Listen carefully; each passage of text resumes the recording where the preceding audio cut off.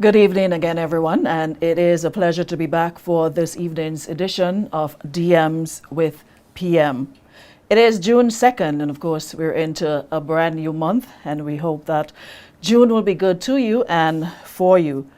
Before we get into this evening's program, I want to take the opportunity to say special hello and welcome to our viewers on Facebook and YouTube, and not forgetting those of you listening via radio, Power FM, Star FM, We FM, GBN, Fusion FM, Vibes FM, and GIS. Thank you so much. And of course, as always, we ask that you share the live and give other folks the opportunity to be part of this evening's DMs with PM. So, you know how quickly the hour goes, so we're not going to waste any time. Once again, PM, welcome. Good to have you in the chair. Thank you. It's a pleasure to be back as always, and good to have you back as well. Thank you. And I want to put you on the spot for just a second, right? Before we get into... You have me laughing already, I hope. It's not really funny, but it's something that I'd love to get your feedback on. I tried it, I tested it on my social media platform, and I'm like, who better person to, ask the question? No, it's nothing rude. It's something serious. Over the past couple days, well, on the weekend, in light of the two young men who allegedly took their lives, I asked the question of my radio and social media followers yesterday. And today, I had Tariq and also Carrie Ann on the show. They were preparing for their debate next week as youth parliamentarians, debating the topic of gender-based violence and, of course, mental health. So the question that I posed yesterday and the responses, I must say it was not responses I was honestly looking forward to reading, or I really thought people were not going to respond. So I basically asked the question, it was, are you okay?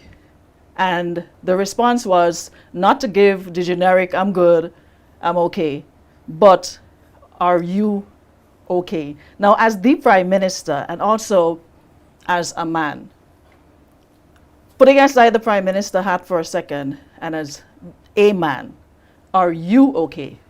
Yes, I am. Thankfully, I am okay as a man. I think as a person, as an adult, I am okay. But like everyone else, there are moments when you have your challenges. There are moments when you're down.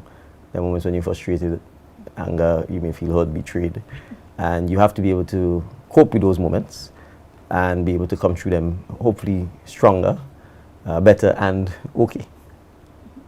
So now that you're okay, though, so in the moments that you're not okay and you're not doing too well or the best, what are some of your coping mechanisms? Because I realize that is one of the problems that young men are facing. And, Tariq did such a wonderful job explaining from a youth perspective what youths go through. And, it's hard to speak up or speak to adults to express how they feel.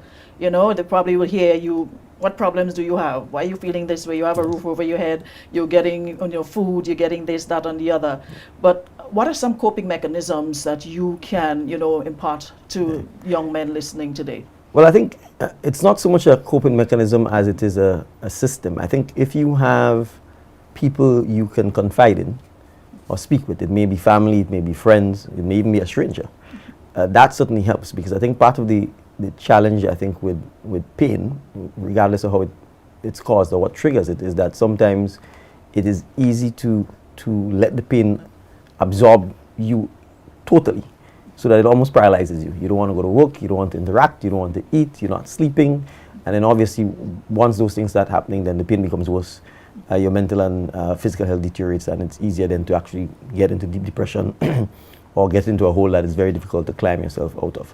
But if there are people around you who could sense that something is off, and even if you may want to shut them out, if they have the ability to not be shut out and to be able to engage with you, to keep an eye on you, to pay attention to you, I think that certainly helps from a ecosystem point of view. But I think that's why it's also important to know what things can help you. A simple coping mechanism as music, for example. Because, you'd probably find that a lot of the most popular songs are written by people who themselves were going through pain or hurt or disappointment or frustration, and when they pen the lyrics or the harmony or the melody, oftentimes the music resonates with people who feel the same or who share the same, and that sometimes helps you get through whatever challenges you're going on. Being able to play sport if you have a particular talent, or if there's something you like doing, if you run, if you play football, if you play basketball, having the ability in a sense to at least still engage in some of those things, so that at least even if it's temporarily, while you're having the challenge, you can forget about it, because all of those little measures actually help.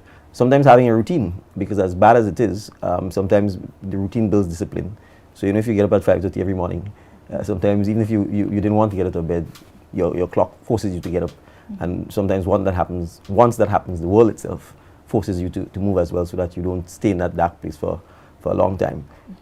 But I would also certainly say, if you have the ability to express yourself, even if it's writing out your feelings, typing them out, texting them out, it also helps, I think, because once you're able to get some of this out, then hopefully it allows you to move from the place you are and to be able to express yourself, so that you can treat with some of what the challenges are.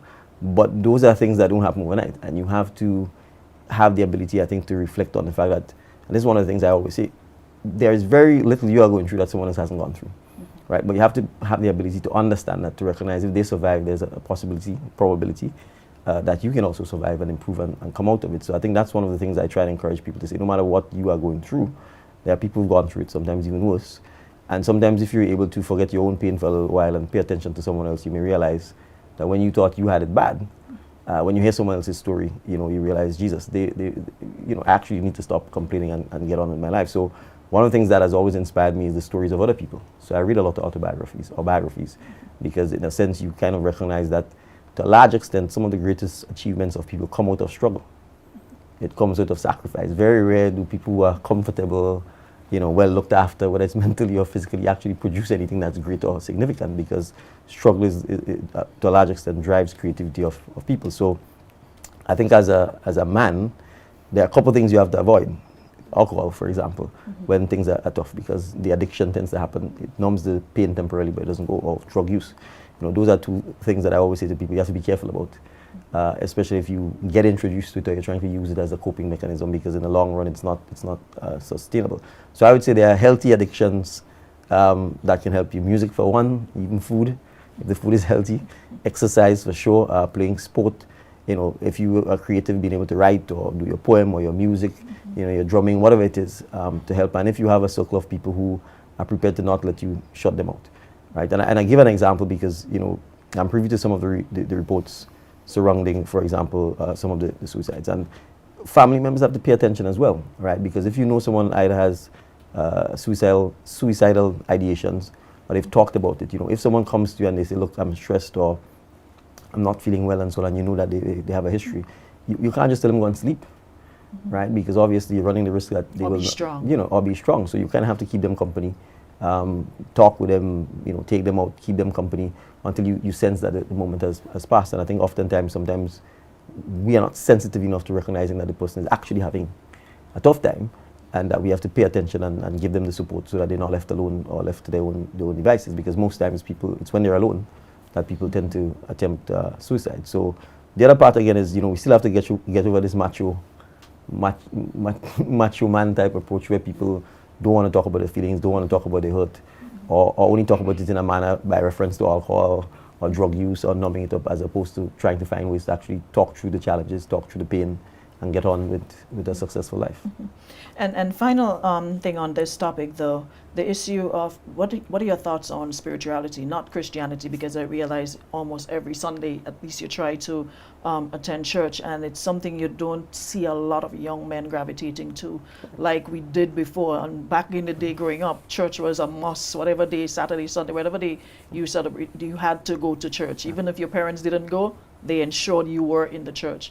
What are your thoughts on, spirituality and your mental? Well, we are spiritual beings, and morality only exists among human beings. So first of all, I think just from a moral point of view, how we treat with each other and the ethics of that is really, to a large extent, what determines right and wrong from a human perspective. I mean, if a dog kills another dog, you don't generally say, okay, that's wrong, because you accept that they're animals.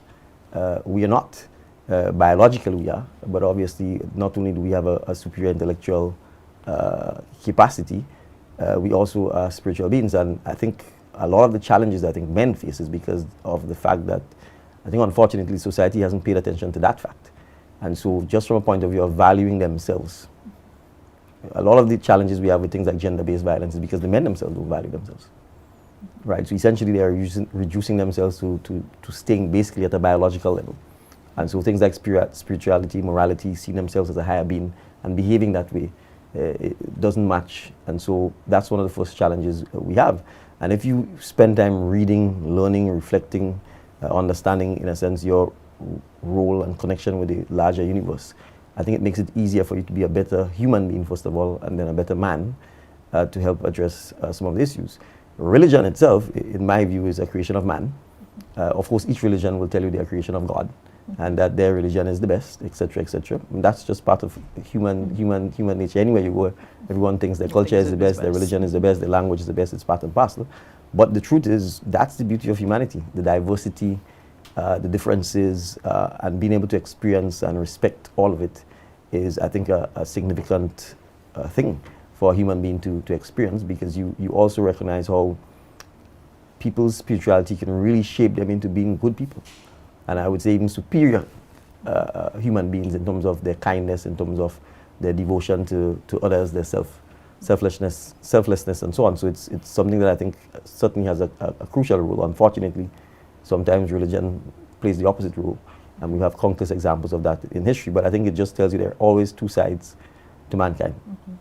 There's the cruel, there's the evil side, and then there's the obviously splendid, the good, the benevolent side, and it's a constant fight between the two. So you have to feed the spirituality that is good, that is righteous, that seeks to help and love each other, and try and fight the one that is always looking to take over. So one of the reasons I'm actually going to the churches as well is the hope that, you know, the pastors, the priests, the church leaders, the elders could also recognize that if you are driving to church and you're passing a lot of men, boys on the block, and there are more boys and men on the block than there are in your church, then you may need to move the church out of the building and go minister to the men and the boys wherever they are, so that you can get an opportunity to fill the church. Agreed. Right, and I think that's one of the things we have to recognize. I mean, Sunday morning there are young men gambling all over the place. It's not, they're not hiding. You know, they're in the blocks, I mean, in main roads, not in some little back roads and so on, and you're driving to go to church. So it's an opportunity, I think, for us to see what is actually happening and be prepared to move from just the scripture reading, move from just the singing, move from just the glorification of God through words, but to actually doing it through the actual practice of Christianity in our communities, in our streets, by engaging with a lot of the young persons who actually do need the spiritual guidance, so that they can see themselves as better beings, you know, and as superior beings rather than just the basic person, you know, surviving on whatever they get to eat, and then spending all the time just numbing up yourself with drink or drug or gambling, as opposed to being a productive person to yourself and to the community. Okay. Thank you, Mr. Fee. It wasn't meant to be long, but I'm happy that you went into the more details, because I think it's very, very important that, you know, young men hear this and, you know, get at least an inkling of hope from what you are saying. Now, we're also into the hurricane season, of course, 1st of June to November. They're predicting average season. What are your thoughts on that so far? Well, it's important for preparedness. We can't underestimate the need for preparedness. Today I visited the MV Dawn. It is in fact a one-of-a-kind disaster preparedness and response ship that is flagged in the Cayman Islands, but essentially its home is the Caribbean, specifically to deal with disaster preparedness and response in the Caribbean. So that's a significant capacity for us to have in the Caribbean, and we welcome it. And so I take the opportunity to thank the MV Dawn for the visit and for allowing me to be on the ship. We've already begun doing some work with NADMA, particularly, for example, in the use of drones to help us with disaster preparedness, response, estimation of loss and damage, etc. We want to emphasize that NADMA has been transitioned into a full statutory body. Mr. Colin Dow is the chairman of the board of directors. They've begun meeting in earnest, and we expect that we'll continue strengthening NADMA's capacity to deal with disaster, both man-made and natural. Obviously, it's the hurricane season. I think we can already start feeling the heat. We know the heat drives the hurricanes, and so we have to make sure that we take this not for granted. We've had a hurricane drill nationally that took place recently to test our preparedness and response systems. So we want people to go beyond thinking this is just normal and we do it every year, to really recognize that we have to be prepared. I don't think that Hurricane Beryl was so long ago that we can't remember the lessons that we need to learn from this. Housing is still a significant challenge on the island. Water is still a significant challenge even right now as we continue to invest in NAWASA's ability to do so. So water, housing, insurance, these are things people need to pay attention. Making sure you have a hurricane plan, making sure you have things like first aid kit, making sure you have adequate storage of water, dry goods, canned goods, all of those things. Think about your elders, vulnerable members of the family. How will you house them? Where would you put them in the event of a hurricane or any other disaster? So we really do hope that people take this seriously and that NADMA will continue the public education and the preparedness of the population as a whole. We also, the more volunteers we have, the better. We have district coordinators throughout the island, but we're also looking for persons who may want to learn first aid, who may want to learn about disaster preparedness, to volunteer to help serve in their communities as well. Okay. Now, on the infrastructure side of things, though, what or which major infrastructure project best represents where you want to take the country and why? Oh, that's that's a tough question. I suppose I could say, when the hospital is built, it will certainly show where we want to take the country, which is to an international standard. But I think I could just start with, where we want, if we take out the road repairs, for instance, and what we are trying to do, both in terms of the main roads and the secondary roads. And I think if you go to the Windsor Forest area, it's probably a good example of what we are seeking to achieve. Now, this is a very narrow road with very limited capacity to expand in a highly residential area. And what we were able to do, I think first is to involve our local contractors, many of them to do the culverts, the drains, and the road widening, as the retaining walls, the driveways, as much as possible. If you drive through many of the secondary roads in Grenada, you'd realize the driveways are in the road, right? Again, poor construction techniques. You have people literally building the driveways at an angle that you, on the main road, have to swing off to avoid running into someone's driveway. So being able to ensure that those things don't happen, that's first and foremost what we did. And then obviously bringing in modern construction, road construction techniques so that the road is milled and then re-asphalted properly, and then you have proper markings. I mean, that is critical because especially in the rural communities where you may not have as many street lights and visibility may be poor, or where you may have fog at night or a lot of rainfall, having proper reflective markings at night I think is critical. So ensuring that we could get to the point where as much as possible, even within the limitations of the fall edges and the mountains, that 2 vehicles can pass on our secondary roads is one of the standards we want to get to. Ensuring that there are appropriate road markings, and then ensuring that when we are repairing the roads, we're not just patching and laying asphalt on top of asphalt, but we're actually milling the road and then laying a fresh coat of asphalt. Makes a significant difference in terms of the feel, the look of the road. So I think if you're able to, if you're curious, just go drive in Vincent's Windsor Forest Road and you would see the significant improvement that it is. And the idea is to bring that throughout the length and breadth of Grenada. We will start on the main roads shortly, so we expect that we would see a similar standard coming soon. Well, they used to say south side is the best side. Now it looks like east side is the best side right now because the amount of showing off I'm seeing on social media. We'll make all of Grenada the best side, right? The goal is to make all of Grenada the best side and to bring that. And in a sense, it's about vision and making sure that people understand that we can do better and we should aim to do better and we shouldn't sell ourselves short. We travel all over the world. We know what is good. We know what is not good. And it's important to make sure that we don't just come back and fall into culture and say, well, that's how we just do it. Right? We need to live the standards and be able to say if we deserve better, the citizens deserve better. There are lots of roads on the car, lots of cars on the roads, lots of vehicles on the road, a lot of heavy equipment on the road, and we need to make sure that the roads are built to a standard that they can withstand some of that and people can be comfortable when driving. Yes, and David's people showing off now. Folks, we have to take a quick commercial break, but when we come back, we have a couple of your questions. Stay tuned. We'll be back in a bit. Hi, morning. My name is Udine Dorka. I am the project manager for this project, starting from Vincent Medical Station to the Pedmoser Junction.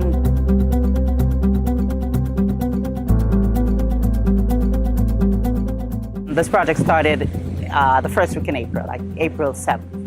And we have done the greater part of the asphalt so far. That is about 1,200 feet. We're looking to complete by, just for paving asphalt, by Friday. This project consists of milling and paving. There are areas that we have to fill in and strengthen on the edges of but for the most part, we're just milling 2.5 inches and placing back 2.5 inches of asphalt. There are some areas that we have skipped, and that's because there additional work had to be done, like some of the crossings in the road, a retaining wall, widening of the road. So those areas, once we're complete with the paving, get to the junction, then we'll come back and address those. I think for the most part, it's about 3 areas that we're going to be going.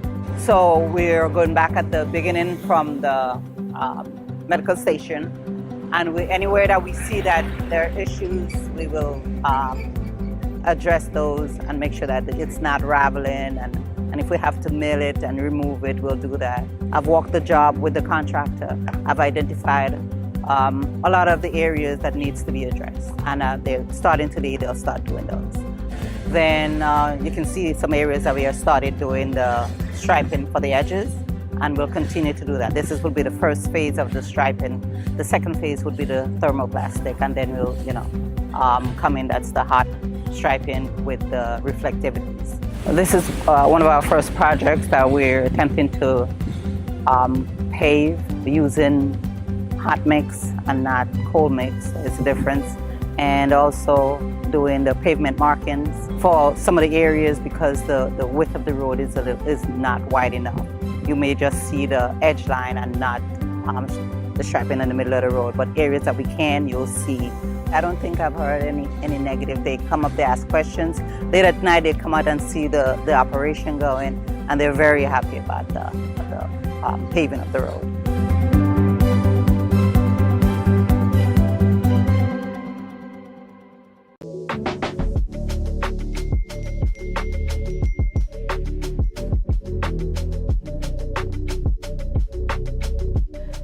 Welcome back to our viewers and listeners again of DMs with PM. And of course, this is the part where we take your questions and the Prime Minister responds. I believe we have our first DM. And this person, Lord Jason, says, I am referencing an interview in which you stated that persons should not be refused entry to government buildings because of their attire. I visited the courthouse this morning to pay a traffic offense and was refused entry by the security guard because I was wearing shorts and slippers. Additionally, why can't these tickets not be paid at any revenue office? And I might add online. Well, I would answer the second part by saying I will inquire as to whether they can in fact be paid online or at any revenue office. If they can't, then I agree. It's certainly one way of ensuring that there's more efficient collection of the tickets. I will also say that I agree with you that persons should not, and I've said this before, be refused entry to public buildings because of their attire. But I also would say it doesn't mean that it's a license to say anything goes. Depending, particularly with the courthouse, depending on which part that you're going, slippers and short pants would not be appropriate. If it's just to the office to pay the ticket, in my view, they should have allowed you to go in and pay the ticket. There's no reason. If you're going into the courthouse itself, there is a dress code for the courthouse itself, but I would think if it's just the office to pay the fine, there should, in my view, be no reason why you are not allowed to go in and pay the fine. And I'm making this point because, Grenadians have to determine what is best for Grenadians. We have to decide whether the short pants and the slippers is more important than paying the fine. I would have thought paying the fine is more important because it's the same fine that pays the salary of the security officer and everyone else who works in the office. It's the same taxes that people pay. So I would think those are the more important things rather than just the form. But it's part of the cultural challenges that we have to overcome, where we pay more attention to substance and less to form. Mm-hmm. And we have another question from Ruby Ann. Could you please provide an update on the status of the Cow Hill Road project? Yes, Ruby Ann, I'm happy to provide an update. So we are currently at the point where surveys have been done on the area that the road can be built upon. Some of these areas are not owned by the government, and so we cannot simply go and build the road on the land unless or until the landowners either give us permission to do so or agree to sell the land to the government or the government acquires the land. So we are currently working on that aspect where we can either do one of three things: get an agreement with the landowners to sell, or to give us permission to erect the road, or to acquire. If we don't have a permission or agreement where they will sell to us or give us permission to erect the road, then we will do the necessary cabinet submission to get the approval for us to be able to acquire and pay compensation to the land owner or owners who are impacted by the road so that we can have the road built. I think the topographical surveys have already been done, the actual surveys have already been done, and perhaps the first part, which I'm told the bottom part, we expect that the machines and so on should be able to begin clearance in the not too distant future. So I'd say if all things being equal, the acquisition can perhaps take place within a month, and then once that happens, then we should be in a position to start the preparatory works for actual construction of the road. Okay. Thank you. We have another question from Franklin Comejon. I live in, how do you pronounce that? Marshall? Moshet, Calavini. Never heard of that, but he lives in Calavini overlooking Egmont Bay for the past 5 years. Residents have been requesting repairs to a government-owned road in the area. It has now deteriorated into a dirt track that becomes very difficult to navigate during periods of rainfall. Could this matter be addressed? Yes, Mr. Kamajong, I will certainly send your observations and requests to Minister Andy Williams, who is also the Member of Parliament for the South of the Island, so that the matter could be looked at to see whether, first to confirm that it's a government road, and second to see what repair works or whether it's rebuilding that needs to be done on the road. I want to emphasize though that road construction is not something that happens instantly, and if in fact it is a road that needs to be repaired, obviously the scope of work has to be prepared, the engineering work has to be done, the costing, and then obviously the tendering for a contractor. But I will certainly ensure that your request is passed on to the MP, and based on the conversations, whether it is something that could be done via the Ministry of Infrastructure or via any other ministry, we will be able to know. Okay. Thank you so much. And we have our final question, I believe, from Vento. As a returning Grenadian from England, I would like to bring my classic vehicles back home. Are classic vehicles exempt from the requirement that imported vehicles be 2015 or newer? Additionally, is it possible to import more than one vehicle? I am a retired welder and fabricator and hope to establish a business in Grenada with these vehicles serving as examples of my work. All right, Mr. Vento, I can answer parts of the questions. I can answer that you are allowed to bring in more than one vehicle if you so desire. I will need to verify whether the regulations exempt what you call classic vehicles from the time-bound nature of what vehicles can be imported. If it is you are seeking to do a business, and I think if you can demonstrate that these classics are indeed classics, and that they would be used as part of the business to demonstrate the type of work, whether it's welding or fabricating, that you can do, then I'm sure there would be an opportunity for accommodation. But I want to emphasize that we do not want people running a ruse on us by saying they are bringing in classics for the purpose of a business or for showing their work in welding or fabricating, and then it's just an attempt to get the vehicle on the road otherwise. So it is something I'd have to ask the Ministry of Finance to confirm whether or not there are any exceptions to the age limit set on vehicles that could be imported into Grenada. And that was our final DM. But of course, we have to take another quick break. When we come back, we'll have your DMs from the streets with Norris. Back in a bit. You are cordially invited to the Prime Minister's Premium All-Inclusive Cruise aboard the Ecstasy. Now celebrating its second year, this signature experience returns for another unforgettable evening at sea on Saturday, June 20th. Boarding begins at 4 p.m. with departure at 5 p.m. sharp. Come immerse yourself in a classy party atmosphere filled with premium vibes, great music, stylish energy, and unforgettable moments where sophistication and a celebration come together for the ultimate cruise experience. Tickets are now available at gotofed.com and Grenadian Optical. An exclusive celebration awaits you aboard the SSC Saturday, June 20th. It's the Prime Minister's Cruise. We look forward to welcoming you on board.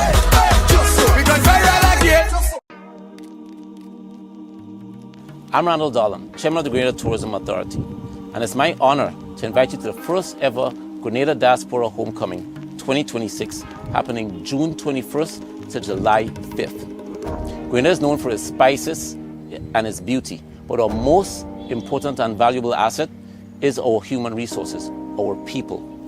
Now, we're calling all Grenadians from all over the world, wherever you may reside, to come home to Grenada, come back to the soil. Let's re-engage, reconnect, and ultimately, let's collectively build a pathway to Vision 75. During that 2-week period, we'll be celebrating everything that makes us Grenadian, our true Grenadian identity. from food, culture, music, entertainment, films, and we're calling all artists, all creators, all investors, all of those who are interested in networking to come home for this wonderful time, go back to the communities. We'll be creating a lot of opportunities to also give back. Ultimately, we are building a pathway for a bigger and brighter future. Our socials from Facebook, Instagram, and YouTube are also live, and you can get more information about programming from all of these networks. We look forward to welcoming you to Grenada. We look forward to celebrating homecoming with you this year, and we look forward to celebrating everything Grenadian.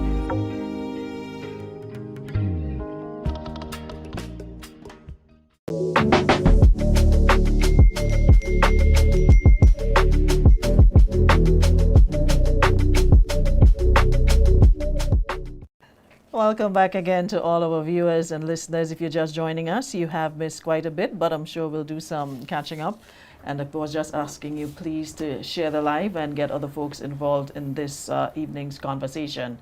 It's now time to head to the streets with Norris.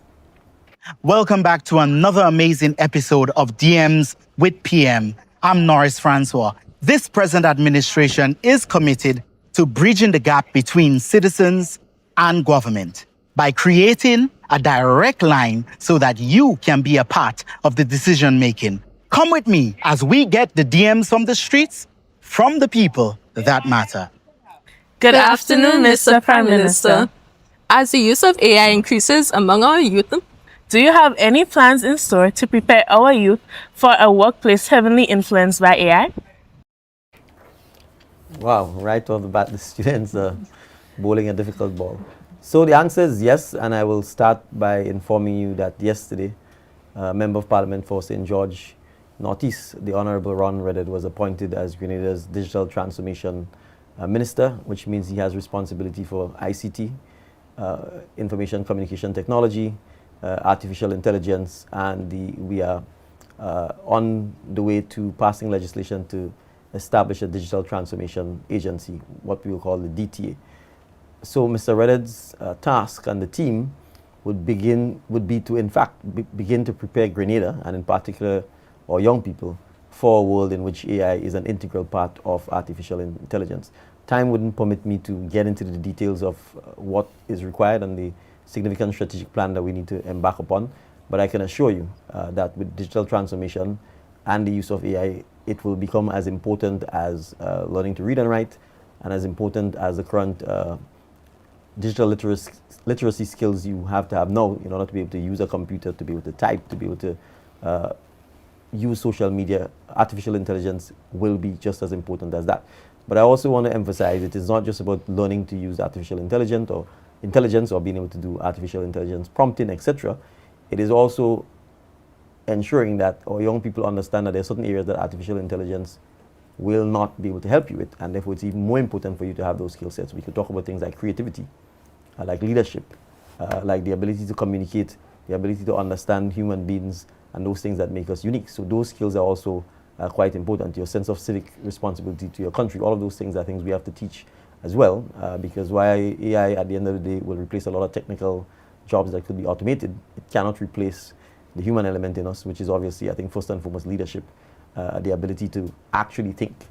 AI doesn't think, despite what the prompts and the responses may tell you. A lot of it is just fed from the data and the algorithm. So there are two sides to that coin, but we certainly are going to be placing significant emphasis and significant investment in ensuring that our young people in particular understand, can use, and adapt to a world in which artificial intelligence becomes normal. We have another DM from the street. Good afternoon, Mr. Prime Minister. I'm a fifth form student of the Presentation College, and I have one question for you today. Art is a language that we all speak.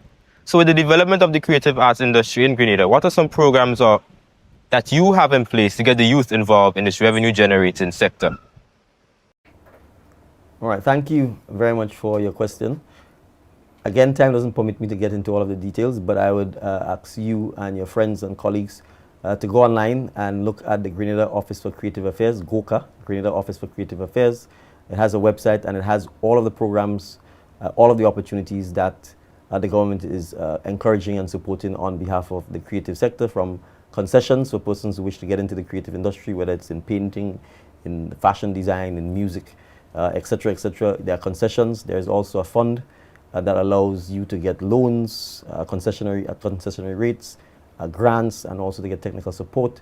We are working with the National College, or TAMCC, where programs specifically targeting creatives have been designed, so you get an opportunity to go into TAMCC and to take part in those programs.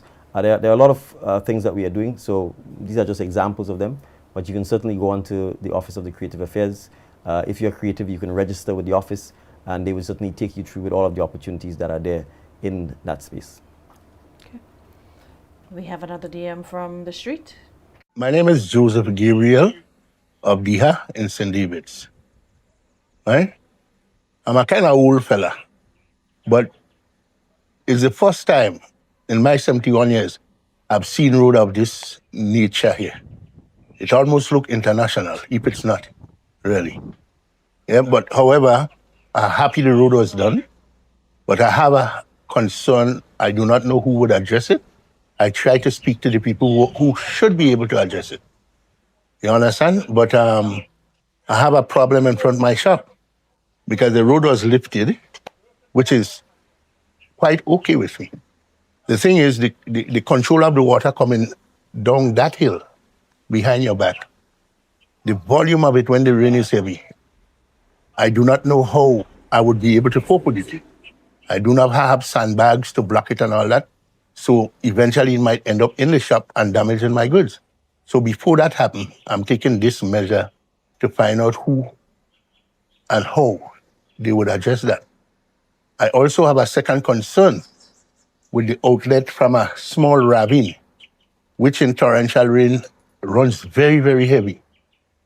Now, I felt that they did not put back the ravine in it. The culvert did not go into the ravine course. It's actually entering the land. And I know that land will be washed away. So I would like for somebody to address that. Please, and thank you. All right, well, thank you very much for the two concerns. I will have the road officers and the team from the Ministry of Infrastructure to look into the matter with you. If it's a question of making sure the right drainage is there to control the water, that is something that can be addressed. And if the culverts to or from the ravines need adjusting, then certainly that is something that seems doable from where I sit. So I will follow up with the road officers to make sure they come and visit you and to address the issues before, hopefully, the rainy season begins in earnest. Okay. We have another question. Good evening, Prime Minister Clifton Phillip. My concern is driving on the street, the violation of people breaking the law with the lights. When are we going to start collecting money for taxes for that? Thank you very much. Well, thank you very much for that. Yes, the violation of the traffic is something that has to be addressed, and obviously law enforcement is for the police. So, there are significant challenges with traffic in Grenada currently. It is part of, I think, a comprehensive review that needs to modernize our traffic laws and the systems we use for tickets and so on, to make sure that there's proper enforcement of the traffic regulations and that the traffic regulations themselves are modern. So your concern is also shared by me. That's why we have the Transport Commission working on some of those issues, and we hope that in the not too distant future we'll be able to share with the public the plans, the policy, and the new laws that we look to put in place to address this. Also using technology, because there are cameras and so on the traffic lights that can actually should be able to take photographs of persons who are violating the traffic laws. But we need to modernize our laws to be able to get that type of evidence into court, if it comes to that, to be able to issue tickets and enforce the laws as well. We have another question. Hi, my name is Helen Celestine. I recently born and girl from Vincent St. David's. While I was still working, I came back down and stay, and so far so good. I have a problem with everything, but I just need a little assistance with the housing program to assist me. I don't have to do much, but just to assist me. I will do the rest of things for myself, just a little assistment to watch it materialize. So I can the Prime Minister and everybody to take a look into that. And also to tell all I appreciate what they do for the road up here.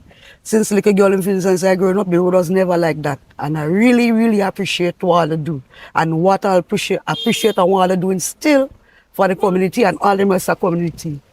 Bless you. And all right, thank you, and blessings to you as well. So if you're listening to the program, I will ask you to go into the MP's office in Penmutter Junction. We're located upstairs. You will see the sign, and you can give your details and the assistance you're seeking, and the staff will then guide you through. Thank you for the comments on the road. I think you're the second person who've commented on the quality of the road, so I hope the team at the Ministry of Infrastructure and the contractors take a bow, because oftentimes our public servants, are criticized a lot, but when they do good work, it's important for them to get the benefits. So I'm happy that the residents of Vincent's, Windsor Forest are happy with the quality of the road. I remember at one time the busmen were threatening to strike because of the conditions of the road, and we told them be patient. So I hope now that problem is solved, they appreciate the improvement in the quality of the road that they have for the traveling public. You said too, told you the whole of social media, St. David people, they're out, everything is about their road. The level of showing off right now is very loud. We have a final question, a final DM from the street. Well, good afternoon, sir. What's your name? George Victor. Well, my name is Norris Francois. Welcome to DMs on the Streets. Okay. All right. Thank you. Share your concern that you want to ask the Prime Minister. Yeah, well, I think he do very well in the committee, yeah. And I live for myself, nobody to help me, Yeah. my mother did, my father did, I live for myself. And I like to get a help, Yeah. And so what help do you want? Well, the city, if I get the money, I buy things, to keep myself, Okay. Yeah. Okay. Thank you. Well, wonderful. Yeah, my boy. All right. Thank you. A little, not much. Yes. All right, Mr. George Victor, good to meet you via this means. He's obviously an elder citizen who indicates that he lives alone, and he's looking to see if there's any programs that the government has that can assist him. He talked about SEED, but SEED is not designed for that, but I think there might be other opportunities to see how we can help him. So again, once I have his details, I'll ask some of the community liaison officers and the staff at the MP's office in St. David's to look into him and see how we can, what if any assistance we might be able to provide to him. And that is it for DMs from the street. We have to take another quick break. When we come back, we will be taking your calls, so stay close to your telephones. Back in a bit. My name is Reno Kajada, Managing Director of the Reno Construction Group of Companies.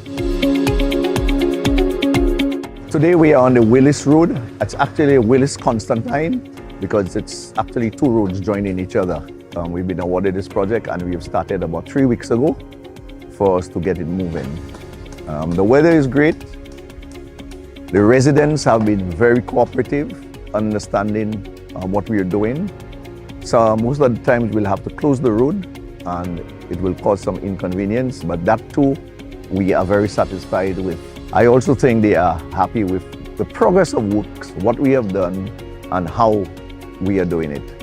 A couple of big retaining structures that we need to put up. As we take a little walk down, you will see what it is. But we have some massive cuts, which is on the hillside, and we have some big walls on the lower side. That will make a significant improvement with the roads because the corners there are really, really tight.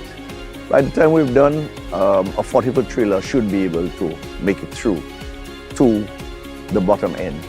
However, on the Constantine end, it's a lot more difficult because there are houses there and it may not be as easy because of how close the houses are. But we will do whatever we can in terms of drilling and slabbing the existing drains to make it a little wider than it already is. We have 9 months to get this job completed. We are 3 weeks into the job, but we are sure that we could finish that in much less time than that. So we are going to give it as much attention as we possibly can to make this happen. As you could see, we have the drainage works going. We have a couple of box culverts to do on the other jobs as well. So we'll move the guys around to make it as efficient as we possibly can. On this particular project, we have about 40 persons employed on the project. However, we have people coming in daily and leaving daily because it depends on the project that we're doing. So like this morning, you'll see a few guys by 1 o'clock because we have to cast concrete and we have to put in some of the retaining blocks in the bottom. You're going to see another 15, 20 guys coming in. So it all depends on the activities taking place at the time.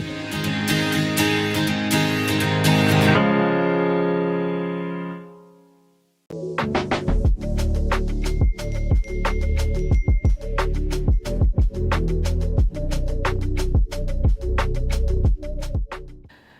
welcome back once again to all of our viewers and listeners to the final couple minutes of DMs with PM for today. And this is the part where we take your calls. So, you know the number, 423-3104. I believe we already have our first caller online. Caller, good evening and welcome. Good afternoon to you, Madam Arona, and good afternoon to Prime Minister, Mr. Deacon Mitchell. I called because I have two questions.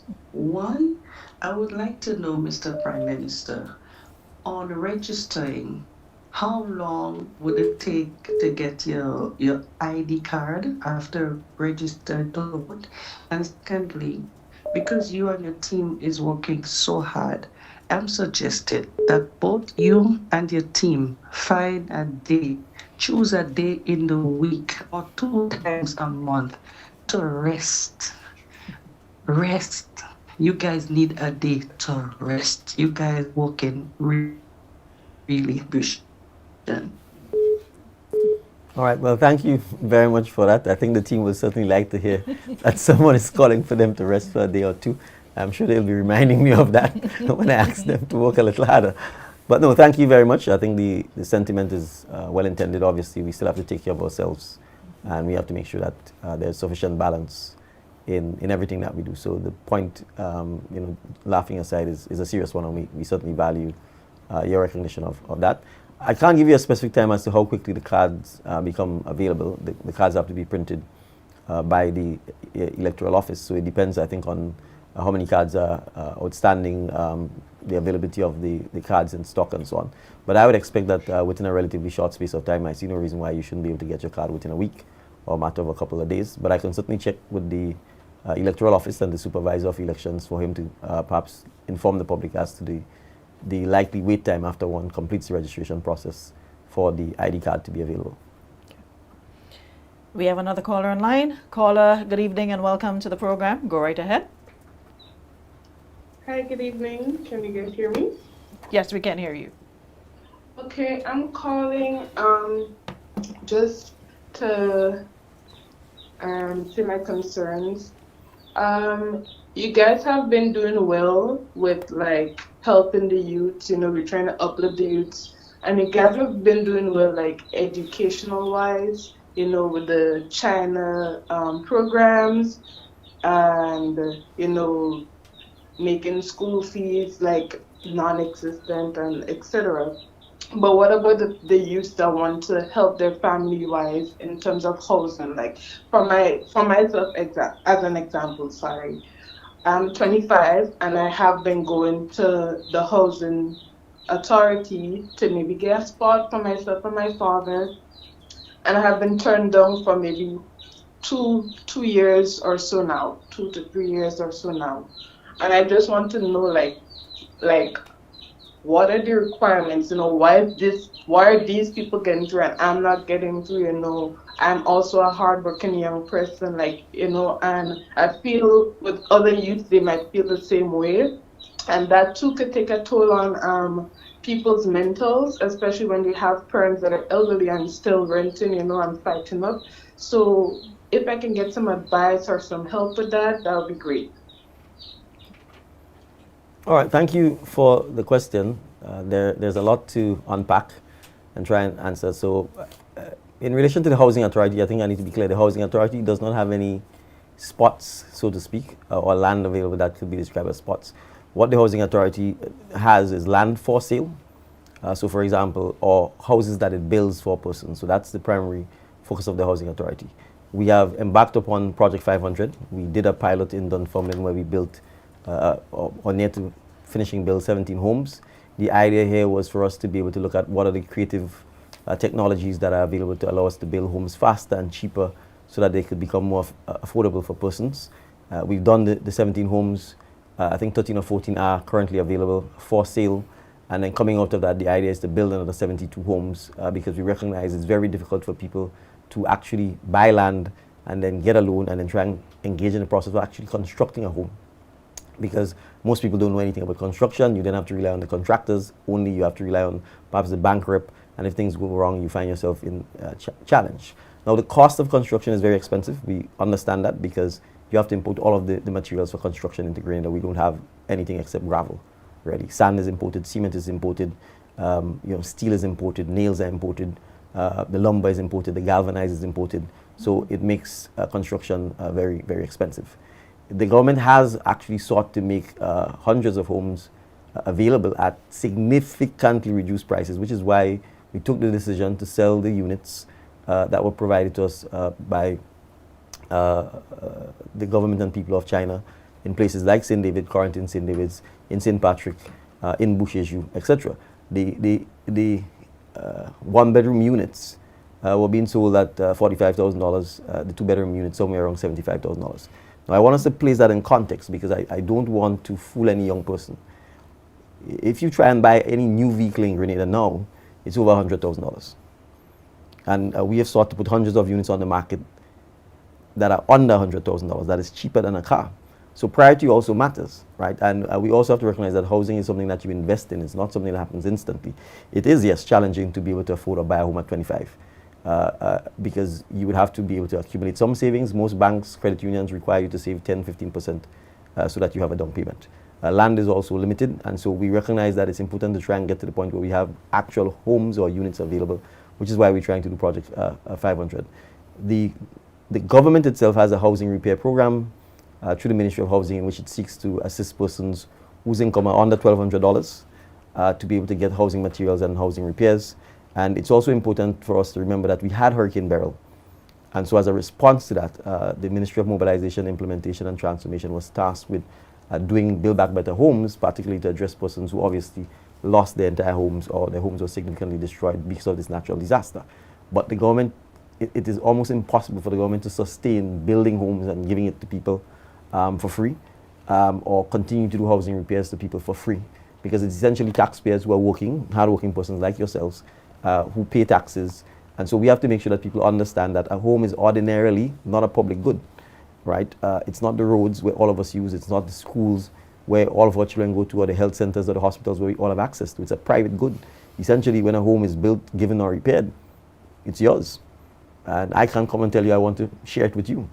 So it's essentially a private good. Similarly, the government doesn't give someone a car, right? You buy your car, it's yours. I can't force you to share it with someone.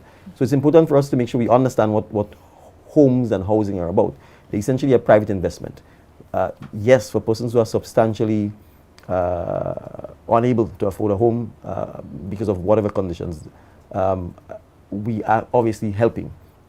That's why the threshold is $1,200 per month, which is essentially the minimum wage, that if you're making under that, the government seeks to provide some assistance. But we also want people to understand that a home is something that you have to work towards.